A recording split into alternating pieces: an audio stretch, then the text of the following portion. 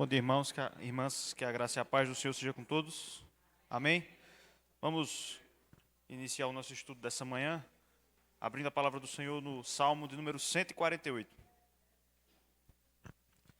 Vamos abrir a palavra de Deus então no Salmo 148.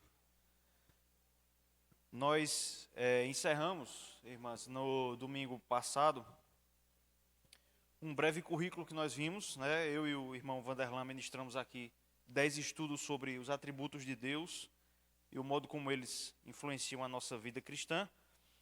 E vamos iniciar o estudo de um outro livro. Daqui a um tempo nós vamos trabalhar um livro chamado Pecados Intocáveis, que fala sobre alguns pecados que são geralmente intocáveis em nossas vidas, mas nesse interregno nós vamos trazer aqui 2 estudos sobre um tema que há um bom tempo eu tenho vontade de trabalhar aqui na classe, na igreja, enfim, que é a relação entre o culto solene, que de vez em quando nós estudamos sobre ele, não tem muito tempo, nós temos uma conferência aqui sobre culto, no mês da Reforma, mas nós vamos tratar de um tema lateral a esse tema maior do culto, que é a relação entre as crianças e o culto.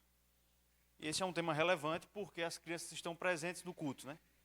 E no nosso caso, muitas crianças estão presentes no culto. Um dos autores que eu li durante essa semana para falar sobre o assunto, logo no prefácio, na verdade o autor que prefaciou um dos livros, nem o autor, ele diz assim, que crianças muitas vezes são das primeiras coisas que nós encontramos quando chegamos à igreja. É verdade, porque elas estão ali correndo, né?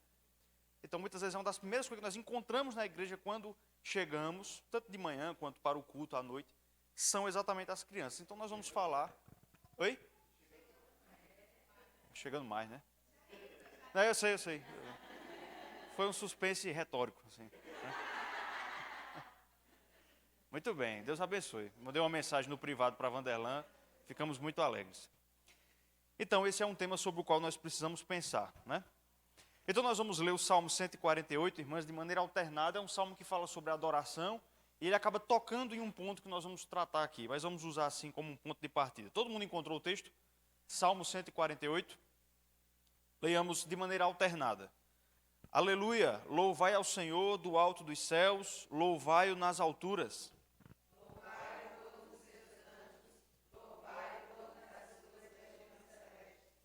Louvai-o, sol e lua, louvai-o, todas as estrelas luzentes.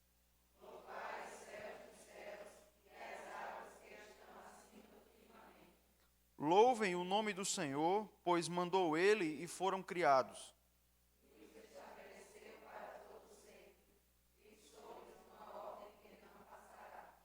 Louvai ao Senhor da terra, monstros marinhos e abismos todos.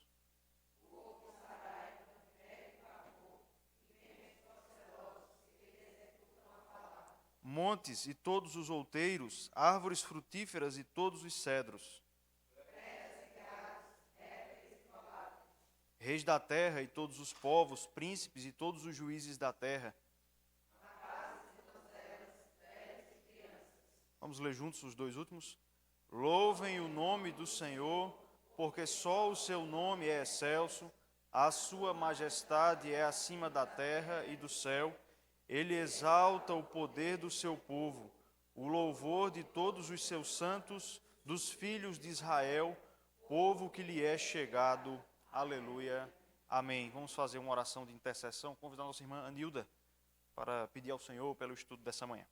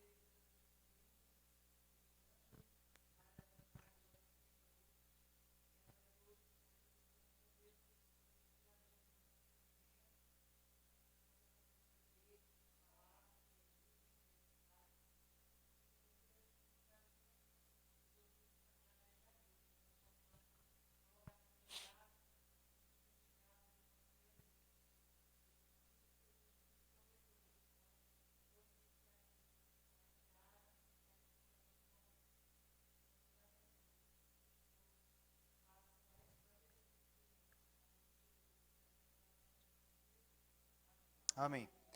Bom, irmãs, nós vamos tratar então do tema geral em 2 estudos, hoje e de hoje a 15, se o Senhor permitir, sobre as crianças e o culto. E o nosso primeiro estudo, hoje, será a partir de uma perspectiva teológica e histórica. No próximo, no segundo, querendo o Senhor, nós vamos tratar de um ponto de vista mais prático. Vamos tratar do ponto de vista da prática, de como nós devemos lidar com as crianças no culto na prática, tanto pais como a igreja. E também algumas coisas sobre pedagogia envolvendo crianças e o culto também, nós vamos tratar de alguma coisa nesse sentido. Então hoje nós vamos falar da perspectiva teológica e histórica. Antes de eu passar para o esboço, vou mostrar aqui os passos que a gente vai seguir hoje. Deixe-me dizer algumas razões pelas quais eu pensei em nós tratarmos disso. Uma razão mais óbvia, mais fácil de ser percebida, é uma diferença que nós encontramos nas igrejas hoje, especialmente nas igrejas presbiterianas, quanto à visão, como é que eu posso dizer, acerca do lugar que as crianças devem ocupar no culto. Se a gente falar das igrejas evangélicas de maneira geral, eu diria que 90% tem a prática de, pelo menos em parte do culto, separar as crianças dos adultos. Nas igrejas evangélicas em geral, eu diria que 90% tem essa prática. Entre as igrejas presbiterianas, me parece que o índice é menor, mas ainda assim há uma divisão muito grande nessa questão.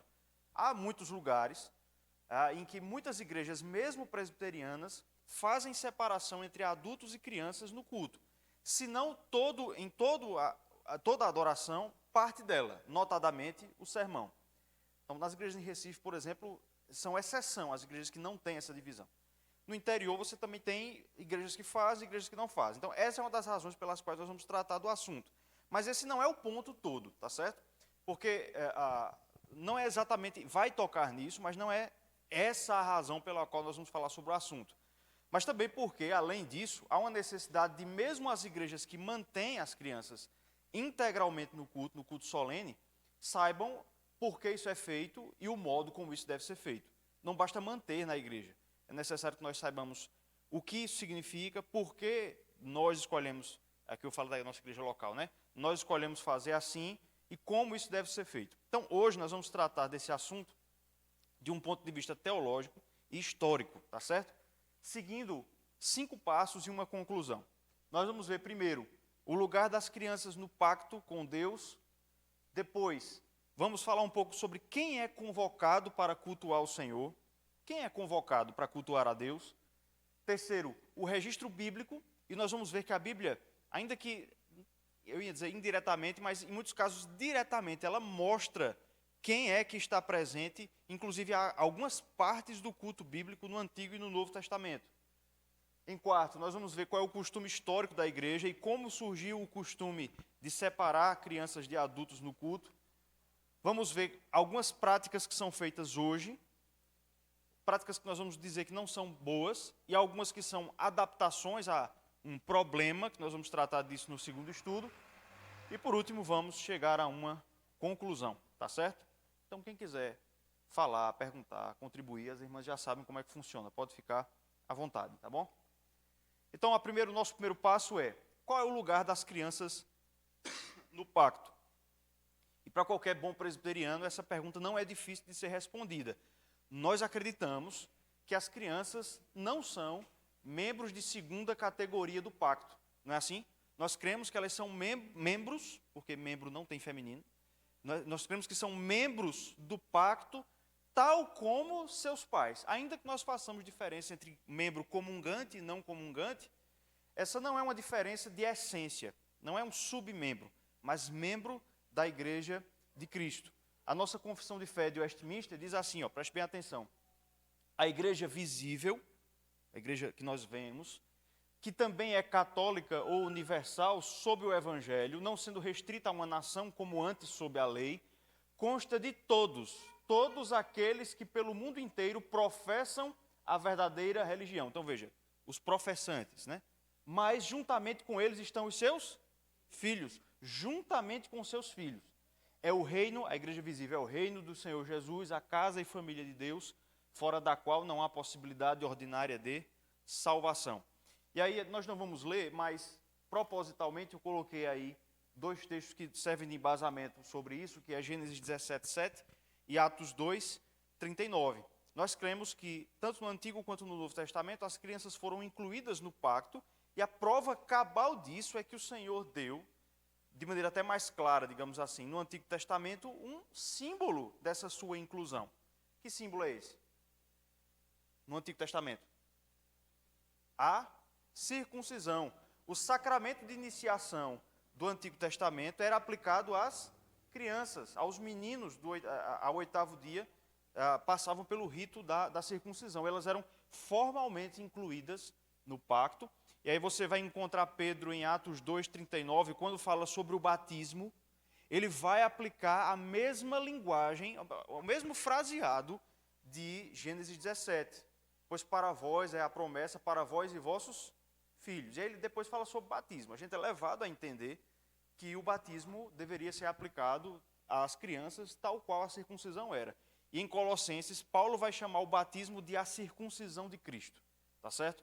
Então, há um rito de iniciação, que é o batismo para os filhos, para aqueles que não professam ainda a religião, mas são filhos dos que professam, que nos faz entender que eles são membros do pacto. Pode falar. Hã? Pode.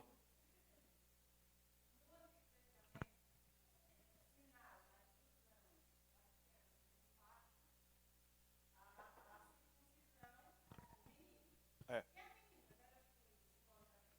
As meninas entravam. Elas eram incluídas também no pacto por representação dos homens. Então, na circuncisão dos meninos, as meninas estavam representadas. Por exemplo, como você sabe que isso não é uma invenção minha, para tentar tornar o sistema mais claro? No salmo que nós lemos, por exemplo, o salmista vai convocar todas as gentes a adorarem a Deus, né? Aí no versículo 10 ele vai dizer assim, rapazes e donzelas, elas são convocadas junto com os rapazes. Então, elas entram por representação junto com os meninos. E nisso, foi até bom falar isso, nisso nós vemos como a nova aliança ela é mais abrangente. Porque, veja, o batismo é aplicado só para os meninos? Não, para todos. Então, elas já não entram agora por representação, elas entram propriamente, em primeira pessoa, vamos dizer assim, mas entravam por representação. Entrava por representação masculina, tá certo? Tá ok? Então, as crianças fazem parte do povo de Deus, do pacto. Veja, há um texto bem interessante lá em Êxodo capítulo 10, verso 9, que a gente já começa a tratar um pouco de culto e pacto aqui, que é quando Moisés chega para Faraó e diz, olha, Deus ordena que você deixe meu povo ir para cultuar. Na verdade, a expressão que ele vai usar é para que preste serviço, para que nós sirvamos a Deus no deserto. Aí Faraó vai perguntar, quem é que tem que ir? Veja, siga o raciocínio aqui. Primeiro, Moisés disse, deixa meu povo ir. Aí o Faraó pergunta, quem é que vai? Moisés vai responder, o que é que ele está dizendo aqui? Quem é o povo? Entendeu isso? Ele está dizendo quem é o povo. Aí ele diz, respondeu-lhe Moisés, havemos de ir com os nossos jovens, com os nossos velhos, com quem? Com os filhos e com as filhas. Então elas faziam parte, por representação, representadas nos meninos. E com os nossos rebanhos e com os nossos gados, havemos de ir, porque temos de celebrar festa ao Senhor, que é uma forma de se referir ao culto, a servir a Deus, que foi o que o povo fez ali no Sinai, tá certo? Então vejam, na mentalidade de Moisés, o conceito que ele tinha de povo de Deus era um conceito abrangente, que incluía até os animais. É claro que numa sociedade agrária, os servos também, isso faz sentido falar isso. Mas incluía os jovens, os filhos e as filhas. Então esse é o primeiro ponto que a primeira coisa que nós pontuamos aqui, as crianças, tanto no Antigo quanto no Novo Testamento, fazem parte do povo de Deus. Paulo vai chamar os filhos de crentes de santos, né, lá em 1 Coríntios 7, vossos filhos, mesmo que só a mãe seja crente. Interessante isso. Veja como não há mais a representação masculina. Mesmo que a mãe só seja crente, vossos filhos agora são santos. Então esse é o primeiro ponto. Quem são as crianças no pacto? São membros do pacto, tanto quanto seus pais. A segunda pergunta é, quem é convocado a cultuar? Então, quem Deus convoca para cultuar? E a gente pode olhar alguns textos que vão nos responder essa pergunta. Dá para a gente ler junto? Será que vocês conseguem enxergar daí? Vamos lá? Salmo 50, verso 5, se você quiser acompanhar com a Bíblia. O que é que diz? Congregai os meus santos, os que comigo fizeram aliança por meio de sacrifícios. Veja, o Salmo 50 é um salmo que fala sobre exatamente a natureza e o espírito do culto. E o que eu quero chamar a atenção aqui é que o salmista, ele não vai dizer, e isso é o que você deve prestar atenção, ele não vai dizer que Deus convoca os crentes para cultuar. O texto não diz que Deus convoca aquele que tem entendimento para cultuar. Na verdade, quem é convocado são os santos, aí ele explica quem são os santos, os que comigo fizeram aliança. Todo aquele que está debaixo da aliança feita com o Senhor é convocado a cultuar. Em outros textos de Deuteronômio, nós vamos ter uma ideia mais clara disso, de como o pacto que é feito pelos pais inclui os filhos até os não nascidos ainda. Veja, isso é muito interessante. Deuteronômio 5,3, no começo do livro de Deuteronômio, Moisés vai dizer: não foi com nossos pais que fez o Senhor esta aliança, e sim conosco, todos os que hoje aqui estamos vivos. Veja, ele está falando para que geração aqui? Aquela geração que excluídos os reprovados do deserto. Você deve lembrar que, com exceção de Josué e Calebe, todos os homens com mais de 20 anos que saíram do exército, do Egito, ficaram prostrados no deserto. 40 anos depois, quando o povo chega, aí Moisés vai falar com a nova geração. Então veja, quando a primeira geração fez a aliança com Deus no Sinai, esse povo aqui, eles eram crianças. Eles eram crianças quando isso aconteceu. Eles tinham para baixo de 20 anos, eram jovens, crianças. É razoável supor que boa parte deles não havia sequer nascido. Aí Moisés disse: não foi com nossos pais, não foi com eles, com a primeira geração, que o Senhor fez a aliança, foi conosco. Então, até crianças que estavam na barriga, ou mesmo não haviam sido concebidas, Moisés vai dizer que a aliança já havia sido feita com eles, e são esses que Deus convoca para o culto. Um outro texto vai mostrar isso. Vamos abrir a Bíblia aí? Eu vou pedir para algum irmão voluntário abrir e ler Deuteronômio 29, 14 e 15. Veja como no final do livro de Deuteronômio o mesmo conceito vai ser repetido. Isso.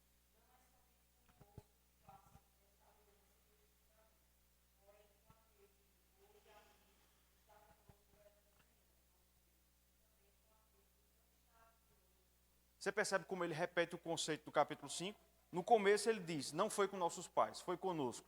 Aí no final, perto da morte de Moisés, o último discurso de Moisés, ele diz: não é só convosco, é com o próximo. E ele vai dizer, inclusive, aquele que não está aqui hoje conosco.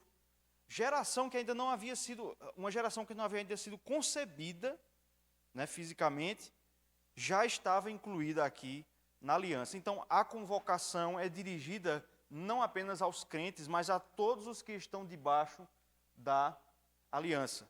Em outros textos você vai encontrar explicitamente Deus convocando as crianças para estarem diante dele em adoração. Veja Deuteronômio 12, 12. Vamos ler juntos? Vos alegrareis perante o Senhor vosso Deus, vós, os vossos filhos, as vossas filhas, os vossos servos, as vossas servas. Então, esse aqui é um texto em que Moisés fala sobre os momentos em que o povo compareceria perante Deus. E aí ele vai dizer que esse é o contexto de se alegrar. É quando o povo comparecia diante do Senhor nas grandes festas, tá certo? Quem deveria comparecer? Todos, incluindo os filhos e as filhas. O profeta Joel vai trazer esse mesmo conceito. Vamos ler juntos também? Congregai o povo, santificai a congregação, ajuntai os anciãos, reuni os filhinhos e os que mamam, saia o novo da sua recâmara e a noiva do seu aposento. Veja aqui Joel profetizando, né, a restauração de Israel, e aí ele repete as ordens de congregação, de ajuntamento do povo, que você vê na lei. E aí ele é mais explícito: ajuntai todos, anciãos, filhinhos e até mesmo os que mamam. A linguagem do Salmo 8, inclusive, vai ter isso, né? Deus suscita força dos pequenos, dos que mamam. O texto vai dizer isso. Então veja que Deus convoca e Ele deseja que compareça diante dele, na sua presença, até mesmo crianças de peito. desde que façam parte do seu povo. A convocação, portanto, abrange essas pessoas. Nesse livro aí, que é um livreto, você pode ler de uma sentada, chamado A Participação das Crianças no Culto Solene, que é do Randy Booth, é o nome dele. Ele fala o seguinte: os filhos eram centrais na obra da antiga aliança. E nós vimos isso nos textos, como Deus não permite que eles estejam excluídos. Deus textualmente os inclui, inclusive nos cultos. Os filhos eram centrais na obra da antiga aliança. E, sendo que a nova aliança não é senão uma expansão da antiga aliança, eles continuam a ser centrais na obra redentora de Deus entre o seu povo. Então o raciocínio é, se as crianças eram centrais, eram indispensáveis à adoração, a ponto de Moisés dizer, tem que ir todo mundo. Inclusive, você vai ver que na resposta, quando Moisés diz isso, Faraó diz, você está com má intenção. Faraó percebe, ou ele pensa, né, que na intenção de Moisés levar as crianças, ele queria, na verdade, empreender uma fuga do Egito. Mas Moisés não arreda o pé, ou vai todo mundo, ou não vai ninguém. Então, o fato de já na antiga aliança, as crianças serem assim centrais, nos mostra que na nova aliança, no Novo Testamento, na nova administração do Pacto da Graça, deve ser da mesma forma. Por quê? Porque a nova aliança, diz o texto aqui, o autor, ela é uma expansão da antiga. Veja a pergunta que foi feita, inclusive. Veja como o batismo é uma expansão da circuncisão. Eram só os meninos que recebiam efetivamente o sacramento, agora são todos. Então veja, será que faz sentido que no Antigo Testamento, que eram as sombras, as crianças estivessem dentro e agora estejam fora? Isso é expansão? Isso seria uma limitação. Isso seria uma diminuição do espectro de eficácia da graça no pacto. Então, se elas eram incluídas no Antigo Testamento, a conclusão lógica é que elas estão incluídas e são centrais também no Novo Testamento. Tá certo? Então, nós já vimos 2 pontos. As crianças no pacto e vimos que elas são convocadas por Deus para cultuar. Principalmente no Antigo Testamento nós vemos isso. E aí nós vamos ver que a Bíblia tem também registros claros das crianças presentes e participando da adoração formal. Veja, por exemplo, o texto de Deuteronômio 31, versos 12 e 13. Se você quiser abrir para a gente dar uma olhada, já que está pequeno ali o texto na imagem. Aqui o texto vai nós vamos mostrar nesse ponto aqui como a Bíblia mostra que as crianças não apenas estavam presentes no culto, como elas estavam presentes em todos os atos do culto. Inclusive, e é o nosso foco agora, na leitura da lei. Quando a lei era lida no culto do Antigo e do Novo Testamento, as crianças, nós temos evidências para perceber que elas estavam presentes com os seus pais, isso é um ponto importante, ouvindo a leitura da lei. Veja, Deuteronômio 31, versos 12 e 13. Ajuntai o povo, os homens, as mulheres, aí diz o que agora? Os meninos, aí continua. E o estrangeiro que está dentro da vossa cidade, para que ouçam e aprendam e temam o Senhor, vosso Deus, e cuidem de cumprir todas as palavras desta lei. Veja o que ele vai dizer agora, veja que coisa interessante. Para que seus filhos que não a souberem, ouçam e aprendam a temer o Senhor, vosso Deus, todos os dias que viverdes sobre a terra, a qual ides passando o Jordão para a possuir. De 7 em 7 anos, todo o povo deveria ser reunido para ouvir a lei inteira. De Êxodo até, no caso aqui, o final de Números, né? Já que Deuteronômio está sendo escrito. Então, de 7 em 7 anos, toda a lei inteira era lida de uma vez só para o povo. E aí o texto diz que tem que trazer também as crianças. Elas têm que ouvir junto com os pais a leitura da lei. Outro texto, Josué 8:35. Josué vai cumprir o que Moisés ordenou. Abra lá. Josué 8:35. Josué 8:35. Uma pessoa voluntária, que ainda não leu, leia.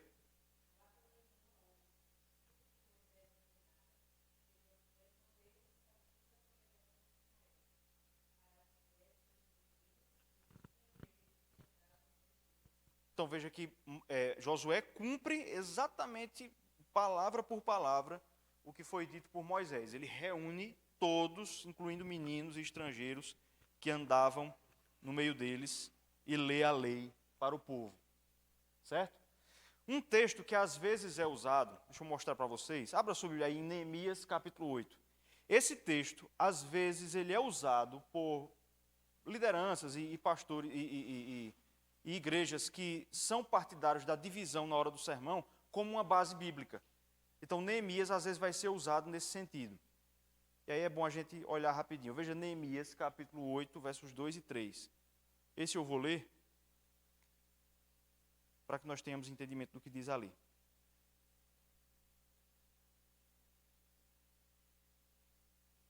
Rapaz, quem é que está com o controle do ar aí? Eu estou com calor danado aqui. Está por aí? Só um minuto. Neemias 8.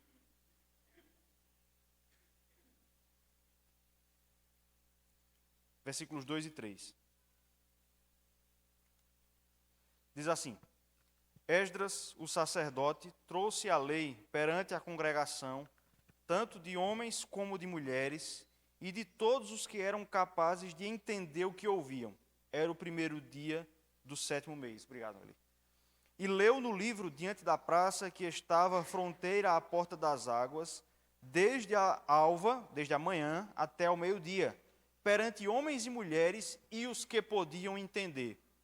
E todo o povo tinha os ouvidos atentos ao livro da lei. Então, esse texto aqui, ele às vezes vai ser usado por algumas pessoas que veem a possibilidade na Escritura, né, de você ter pelo menos partes do culto, o sermão, só para adultos e uma outra tipo de programação só para as crianças. Esse texto às vezes vai ser usado como base.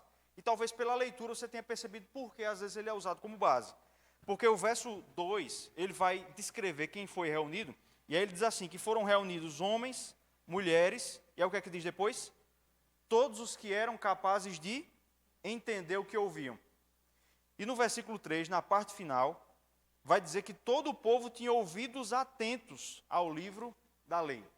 Então ele vai dizer aqui, ó, claramente essa foi uma reunião que houve uma seleção, só adultos participaram, só pessoas que tinham capacidade de entender.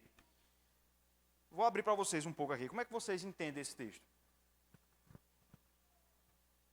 Quem tem coragem de falar? Vejam, acho que tem duas coisas que a gente pode perceber aqui. Veja só. É importante a gente ler, às vezes, alguns textos bíblicos, tendo cuidado com isso. Me responda uma coisa. As crianças aqui, elas foram claramente excluídas dessa reunião? É dito que as crianças não estavam? Veja, esse é o ponto que a gente tem que ter cuidado. É claro que o autor enfatizou o fato de que pessoas adultas, quem tinha entendimento, estava presente. Mas ele não diz textualmente que as crianças estavam ausentes. Até porque você tem um problema lógico. Veja, se todo o povo estava presente, as crianças estavam com quem? Percebeu isso? Se todos os adultos estavam lá, as crianças ficaram com quem? Se elas estavam em outro ambiente. Entendeu? Então vejam, é claro que Neemias, ele quer aqui destacar o fato de que os adultos estavam presentes. E eles podiam entender. Por que ele faz isso? Porque o livro de Neemias, assim como o livro de Esdras, são livros que nos contam o modo como o povo voltou da Babilônia para Jerusalém. E nessa volta você vai ter a reconstrução dos símbolos da religião judaica. Os muros de Jerusalém, a cidade, o templo, não é isso? O templo vai ser concluído ali nos dias do profeta Ageu.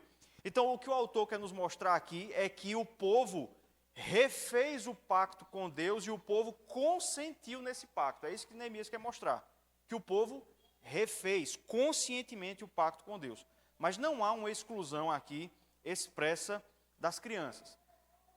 Por que o autor ele não se preocupou em dizer aqui, e as crianças também estavam? Por que o autor, Neemias, que escreveu o livro, não se preocupou em dizer, além dos adultos, as crianças estavam? Porque antes desse texto, você já tinha a legislação mosaica dizendo que as crianças tinham que estar presentes. Você já tinha a escritura dizendo isso em Deuteronômio, em Êxodo, em Josué. Então, não há necessidade de que ele mencionasse isso de novo aqui. Então, é difícil pelo contexto que as crianças não estivessem aqui, porque se todos os adultos estavam, é difícil pensar onde elas estariam, as crianças, tá certo? E a gente encontra razões literárias para explicar por que Neemias não se preocupa em dizer. Muito provavelmente porque isso seria, logicamente, presumido pelos leitores, que as crianças estavam. Já que você tem o exemplo claro disso antes. Pode falar.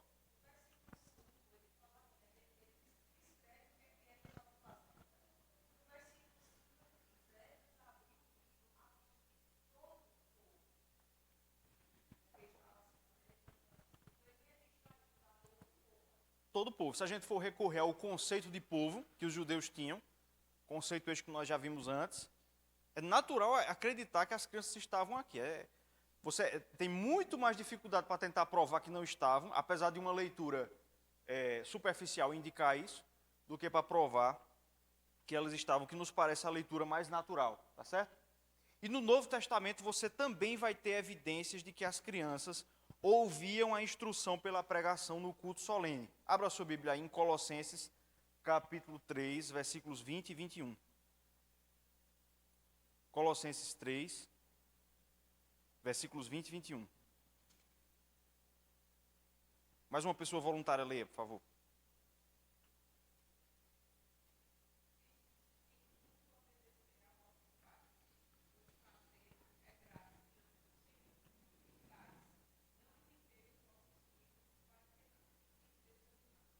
Veja, Paulo fala aqui na carta com filhos, logo depois com pais. O Islã lê aí também 4,16 de Colossenses. Preste atenção nessa leitura, nesse versículo.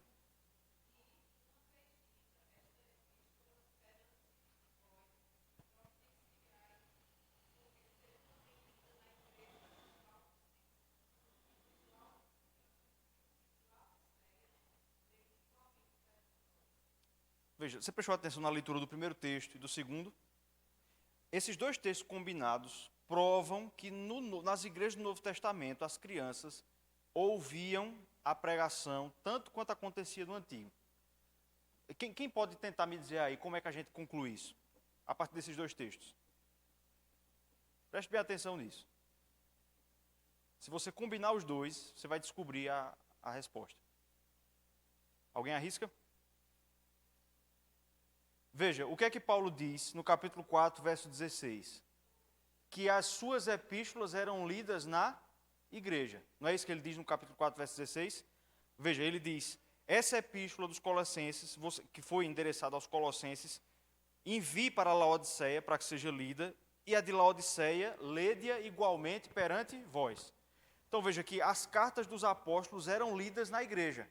Eles se reuniam no domingo para cultuar, e havia um momento que um presbítero pegava uma das cartas dos apóstolos, lia, seguindo o costume do Antigo Testamento, que eles liam o Antigo Testamento, ele lia a carta inteira.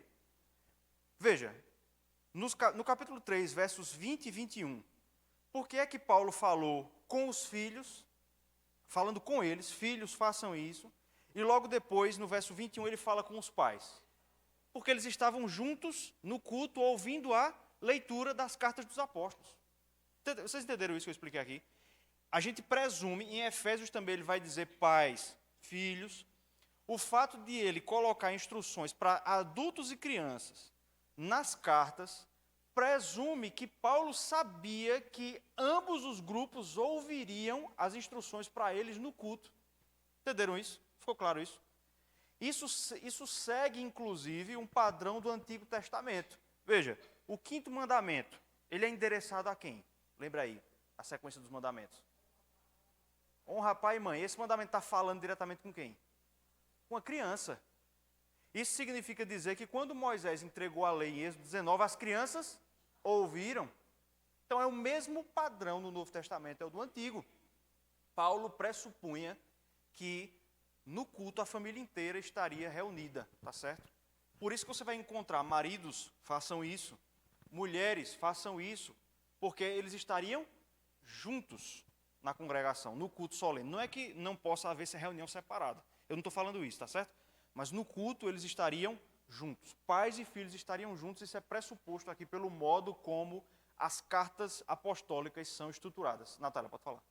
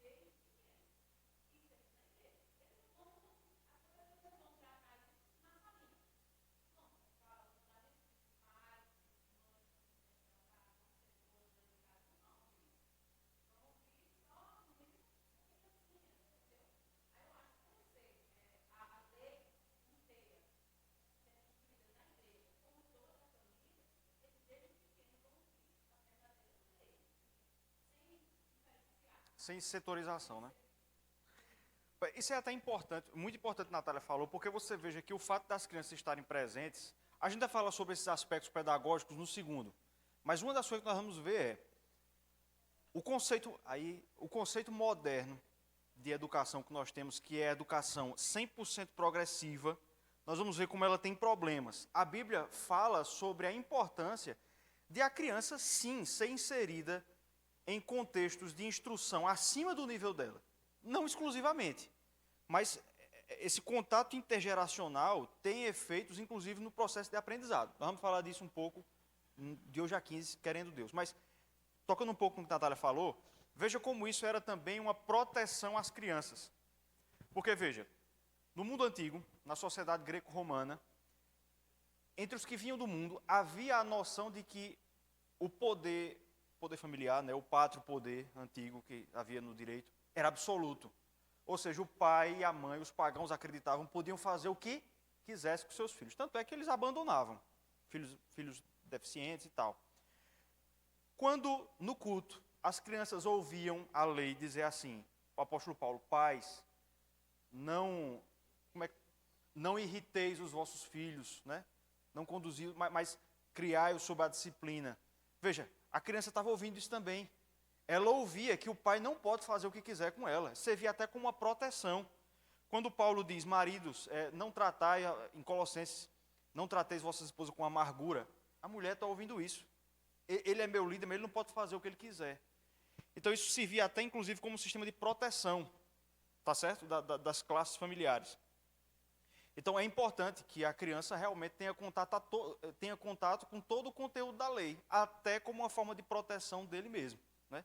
E às vezes crianças são mestras em nos arguir com coisas que elas ouviram na igreja, né? Aprende uma coisa e aí muitas vezes corrige o pai, né?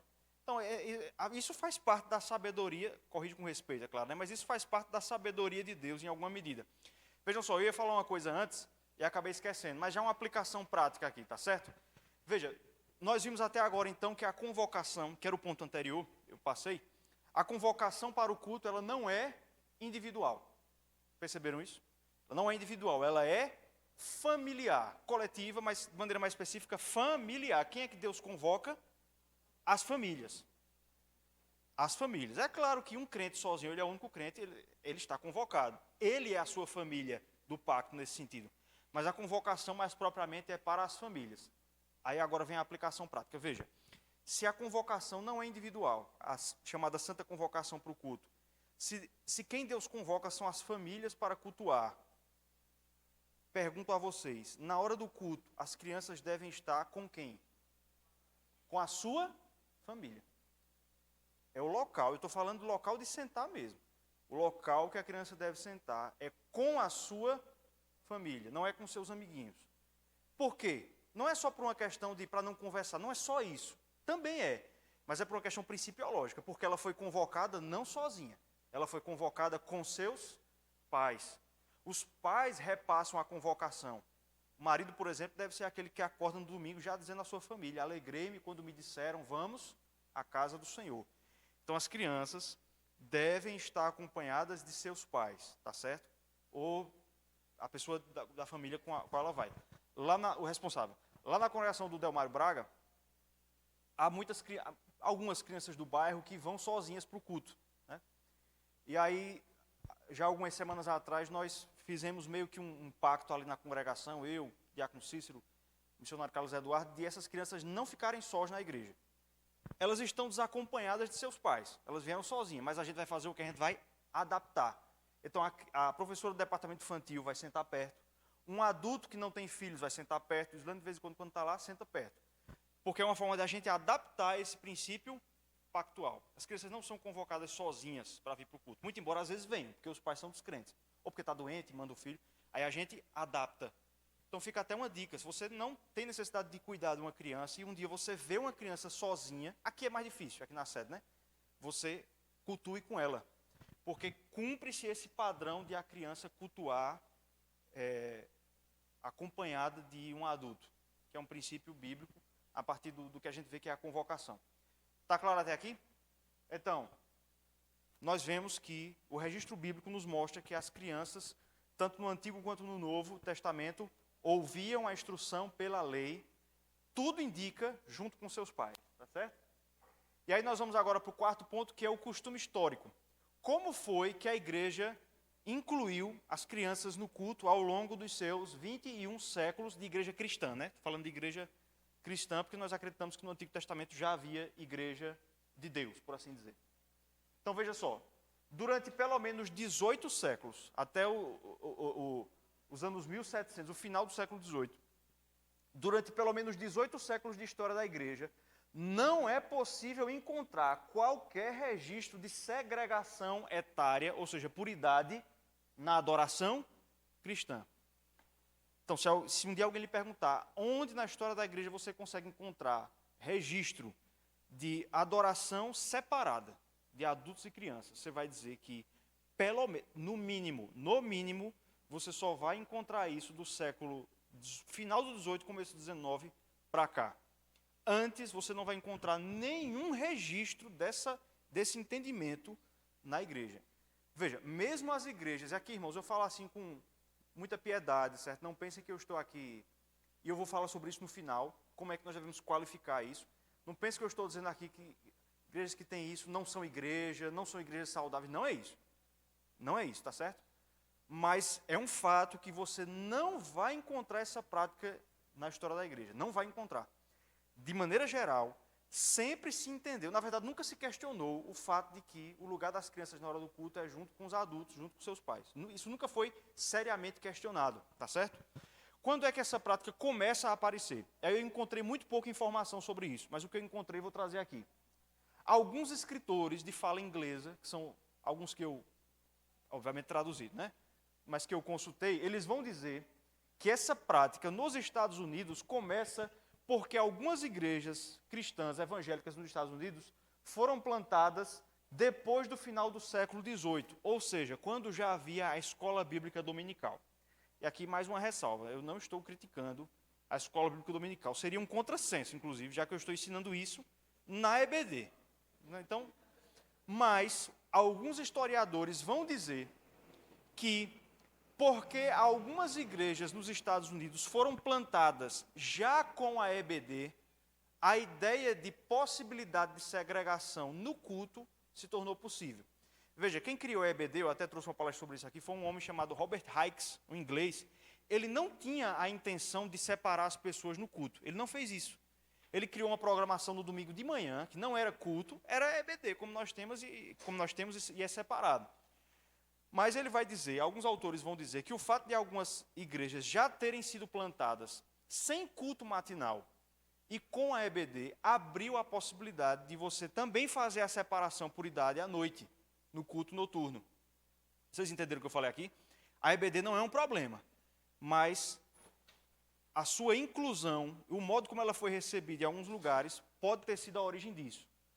Veja só, no Brasil, mesmo que as escolas bíblicas dominicais tenham começado no século XIX, com um pastor congregacional chamado Robert Kelly e sua esposa Sarah Polton Kelly, certo?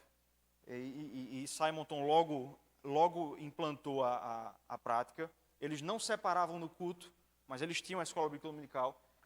Ainda que as escolas dominicais tenham começado no século XIX, veja, apesar disso, é difícil encontrar vestígios do chamado culto infantil antes da década de 80 do século XX, do século passado, ou seja, há não mais do que 40 anos. E esse é um período em que você vai encontrar um declínio da teologia reformada e aliancista. Então, veja, irmãos, quando a gente vai falar sobre esse tema, as origens históricas acabam nos falando muito da teologia que está por trás. Quando é que a ideia do cultinho, como é chamado, e lembre-se, veja, irmãos, é importante dizer isso. Eu estou falando dessa prática no culto solene no dia do Senhor, no domingo. Vocês estão entendendo isso, né? Porque, veja, o culto na EBF não tem nenhum problema, tá certo? Eu estou falando de setorizar o culto no domingo, no horário que seria ou que é realizado o culto solene. Essa prática você não vai encontrar no Brasil antes, no máximo. O reverendo Ageu Magalhães vai dizer que talvez isso aqui é o máximo, eu vi ele falar, da década de 80. E esse período, da década de 80 e 90, no Brasil, até meados da década de 2000, é um período em que a teologia reformada entra em declínio. tá certo? E as igrejas de confissão não reformada, ou seja, que não creem na teologia da aliança, igrejas batistas não, muitas delas são reformadas em muitos pontos, mas elas não creem na teologia da aliança. Elas não creem que as crianças são membros do povo de Deus. Tanto é que batistas batizam criança? Não. Assembleias de Deus também não. Então, é quando essas denominações se tornam protagonistas, juntamente com o neopentecostalismo, mas principalmente essas, quando os congregacionais também, se tornam mais influentes na cultura do que os presbiterianos, é aí que a ideia de culto infantil vai aparecer. Então vejam que a separação ela não tem origens reformadas. Vocês estão entendendo isso? A própria história nos mostra que ela tem origens em igrejas de uma teologia que nesse ponto é diferente da nossa. Socorro, pode falar.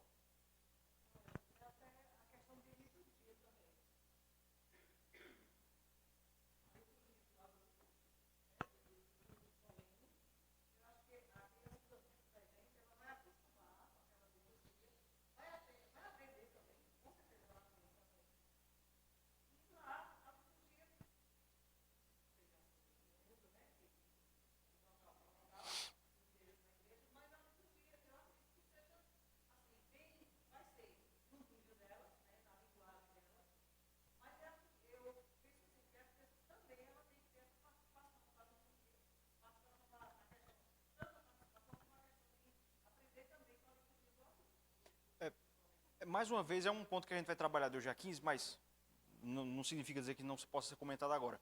Mas, por exemplo, não são todas, tá certo? Não são todas, mas algumas igrejas que têm a prática do chamado culto infantil, essas crianças, quando completam a idade em que elas não podem mais, elas mostram extrema dificuldade em permanecer na igreja com os adultos. Aí, em muitos casos, não são igrejas presbiterianas, mas em muitos casos as igrejas aí vão precisar lidar com esse problema. Aí cria o culto adolescente. Né? Aí criou, exatamente. Aí cria o culto adolescente, daqui a pouco o culto jovem. Igrejas grandes tem a gente vai falar no finalzinho porque isso é um problema. Mas você vai encontrar, esse problema vai sendo, às vezes, levado até a fase adulta. Veja, você tem igrejas nas grandes cidades que tem o culto tradicional e o culto contemporâneo. Esses dias eu entrei num site de uma igreja, da igreja que meu irmão frequentava lá nos Estados Unidos, ele esteve lá. E eu vi lá, pela manhã, culto tradicional, à noite, culto contemporâneo. Veja, isso é setorizar o povo de Deus, não mais por idade agora, até por idade, né? Porque suponho que sejam os jovens que vão nos à noite, né? Mas por estilo. Eu gosto mais de hino, então qual é o culto que tem só hino? A hinodia exclusiva. Qual é o culto que tem só salmo? Percebe qual é o problema? Começa, às vezes, nem sempre acaba nisso, para a gente não generalizar, mas às vezes tem esse problema.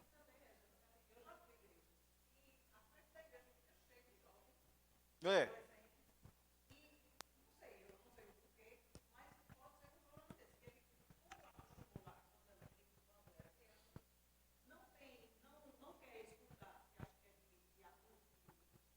É, isso. É. Mas é interessante como a gente, veja, a gente não, né? A gente não tem esse problema aqui, graças a Deus. Não tem mesmo, não fica ninguém ali. Mas assim, veja, não, a criança, solenidade é incompatibilidade com ser criança. E por que é que toca o hino nacional na escola? Não é uma solenidade? Ou toca-se uma versão kids do hino nacional? Não, toca-se o hino tal qual ele é. Não é uma solenidade? E ninguém nunca vi ninguém dizer que seja impróprio. Pelo contrário, está o menino lá. Aqui. Então, assim, não é incompatível. Vou falar.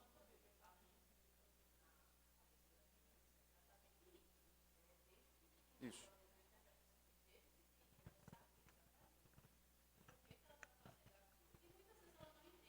É.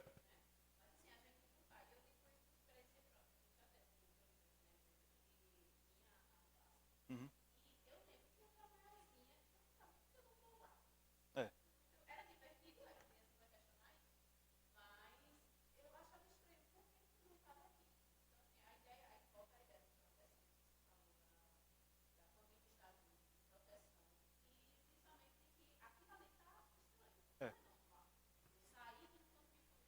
É. Não faz sentido.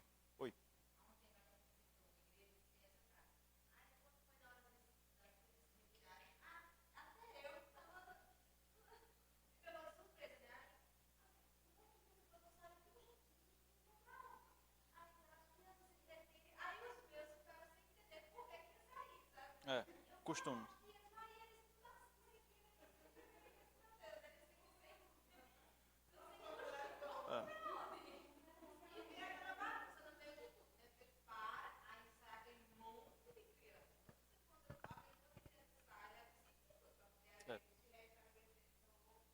Quebra o ritmo, é estranho. A gente vai falar de hoje a 15 sobre a questão de como uma criança aprende. Nós vamos ver, inclusive, que boa parte do aprendizado da criança é não consciente mesmo. É pela massificação. Pode ser bebê, pode estar dentro da barriga. Não tem opção de não vir ao culto, né? Se a mãe vier, virar também. Mas assim, já começa daí o aprendizado. Tá certo? Então, vejam, a história nos mostra isso. Eu trouxe aqui uma frase de uma... Eu suponho que seja uma mulher, o nome é Etéria. Ela viveu no século IV depois de Cristo. Eu li pouco, confesso aos irmãos que eu não procurei saber tanto, mas ela era uma pagã que viajou uma parte do mundo oriental e escreveu sobre o que ela via, uma espécie de historiadora, né, pesquisadora. E ela descreve parte do que ela descreve práticas dos cristãos, certo?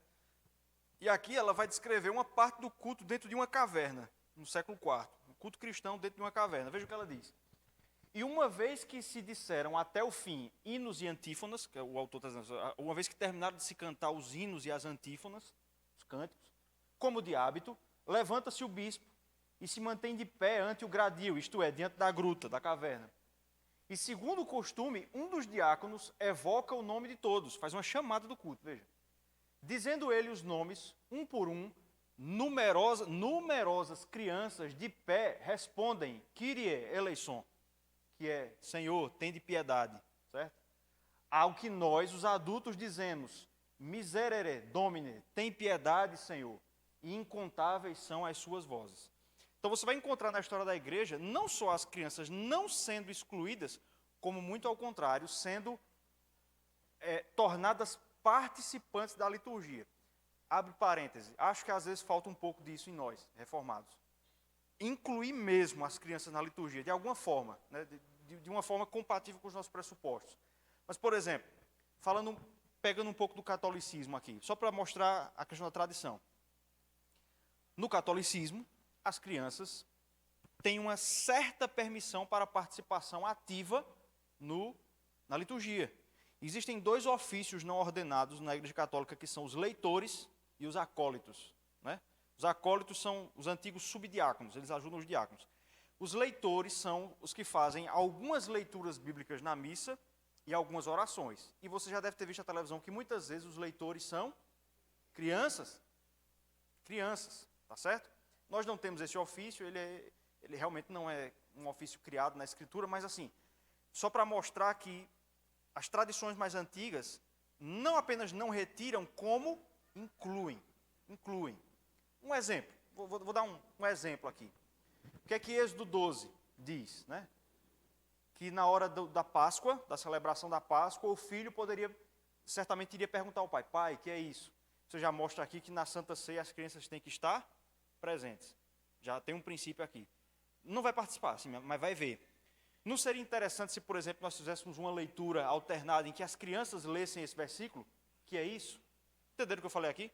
Uma ideia, se me veio à mente agora. Então, algumas traduções não só não excluem, como incluem. Eu acho isso de grande valia. Feito com reverência, com ordem, acho de grande valia, tá certo?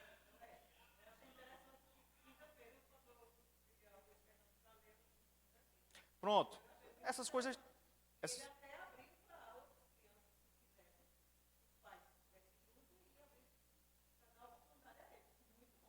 Isso é bom, isso é bom.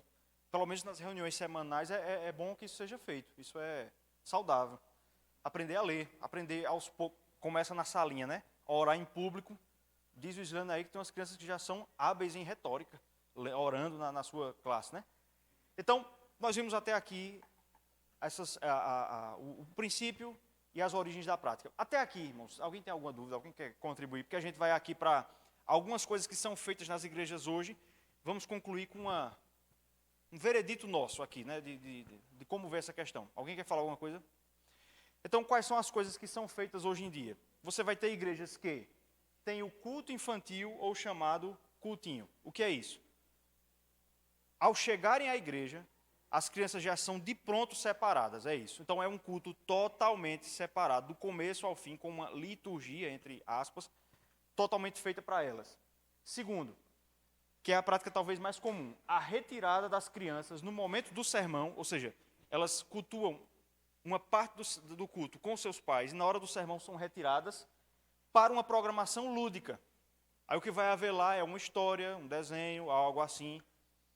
Terceiro, retirada das crianças para um sermão adaptado, muitas vezes pregado por um pastor. Quem conhece aqui o pastor Felipe Fontes, pastor presbiteriano, a igreja dele faz isso. As crianças saem na hora do culto, vão para um ambiente externo, onde elas recebem realmente um sermão pregado por um pastor na linguagem deles. Então, eles escolheram fazer dessa forma. Alguns pastores e algumas igrejas têm o costume de fazer um pequeno sermão infantil no local de culto, antes da ministração formal. A igreja do pastor Heber Filho faz isso, ele faz isso. No início do sermão, ele dá uma palavra só para as crianças, de 5 minutos, sobre o que ele vai ensinar, pregar. Passa uma espécie de tarefa, eles têm um papel, vocês vão escrever sobre isso, desenhar o que vocês acharam disso, ao final eu vou olhar, vocês me entregam na porta. Então, há como que 2 sermões, né? Um mini sermão para as crianças e depois o sermão convencional. O último, que é a prática mais tradicional, vamos dizer assim, a manutenção das crianças no local do culto, ouvindo o sermão com os adultos, às vezes com pequenas adaptações, ou seja, durante o sermão, algumas frases pelo pregador são dirigidas às crianças, mas o sermão é fundamentalmente o mesmo. Veja, qual dessas aqui, quantas dessas a gente poderia dizer que são efetivamente erradas? Talvez, do que a gente viu, somente as 2 primeiras a gente pode realmente qualificar como inadequadas de um ponto de vista reformado. Talvez as 3 últimas a gente possa fazer algum juízo de valor de mais apropriado, menos apropriado. Nós temos uma dificuldade que é, a nossa denominação nunca se pronunciou sobre o tema. Não há uma decisão do Supremo Concílio sobre isso, e os nossos princípios de liturgia, que são uma lei constitucional, não falam exatamente sobre isso. O máximo que nós temos é uma declaração que é feita no compromisso dos pais no batismo infantil, que está no manual do culto. Só que o manual do culto não é obrigatório, ele é só um documento de apoio. O que é que os pais prometem? A pergunta é, prometeis ler com ele, com o filho, a Bíblia e trazê-lo à igreja com assiduidade, ensiná-lo desde a mais tenra idade. É o que é que diz agora no final do culto, no final da frase? Respeitar o culto divino e participar dele. Aí responde-se, prometo. Esse é o manual do culto. Então, o máximo que você tem é isso. O pai promete ensinar seu filho a respeitar o culto, participar dele. Em que termos? Não é dito. Agora, não é dito por quê? Por causa do que a gente falou. Há décadas atrás, esse simplesmente não era um questionamento que era feito. A presunção era que o culto seria inteiramente prestado em conjunto entre pais e filhos da família como um todo. Então, o máximo que nós temos de regulamentação formal é isso. E aí eu queria caminhar para o final, trazendo alguns princípios. Qual dessas aqui nós devemos escolher? Eu penso que a que promove a maior união entre a família que é convocada para o culto é a que deve ser preferida, que vai ser provavelmente a última, talvez a 4ª, mas pelo menos uma dessas 2. Um autor chamado Harold Best, ele diz o seguinte: dividir congregações por grupos etários, estilos ou preferências é quase como ser, ou realmente ser, corporativista. O corpo de Cristo é inteiro em faixa etária e estilo, tanto quanto o é em espiritualidade. É irônico, pior, é biblicamente injustificável ver igrejas locais partidas em grupos, obviamente, no culto solene isso, né? Cada um deles em seu nicho de adoração, pois é isso que realmente parece ser. Então, o princípio é a opção que conferir maior unidade ao povo de Deus no culto, já que o culto é a representação do que o povo de Deus é espiritualmente. Tudo que a igreja é de direito, ela se torna de fato no culto. Então, essa deve ser a prática cultica. Nesse livro que eu recomendo fortemente, O Berçário do Espírito Santo, do Daniel Hyde, uma leitura maior do que aquela outra que eu falei antes, né, a participação das crianças no culto solene, ele diz assim: como podemos batizar as crianças, recebê-las no corpo de Cristo e então dizer, a menos que você tenha a idade adequada para sentar e não fazer qualquer barulho, você ainda não é bem-vindo aqui. Então, perceba a incongruência? Veja, nós não fazemos isso em casa. Você não expulsa seu filho da sala de casa porque ele está fazendo barulho, criança pequena. Você faz isso? Não faz, nós não fazemos isso. Uma vez que a igreja é a casa de Deus, é a confluência das casas dos santos, a sua congregação, isso é absolutamente ilógico de se fazer. Uma das coisas que nós vamos ver no segundo estudo é, nem todo barulho que é feito pelas crianças no culto é mau. Pelo contrário, Jesus vai dizer que muitos deles são tomados como perfeito louvor, quando ele cita o Salmo 8. A gente vai ver sobre isso, tá certo? Então, uma vez que elas são admitidas, não faz qualquer sentido que nós as separemos. Se Jesus Cristo disse, vinde a mim as criancinhas, também a sua igreja, ao cultuar, deve ter a mesma prática. Irmãos e irmãs, alguém quer falar mais algo? Trazer mais alguma coisa? Não? Não sendo o caso, nos vemos na classe dividida de hoje a 15, se o Senhor permitir. Deus abençoe.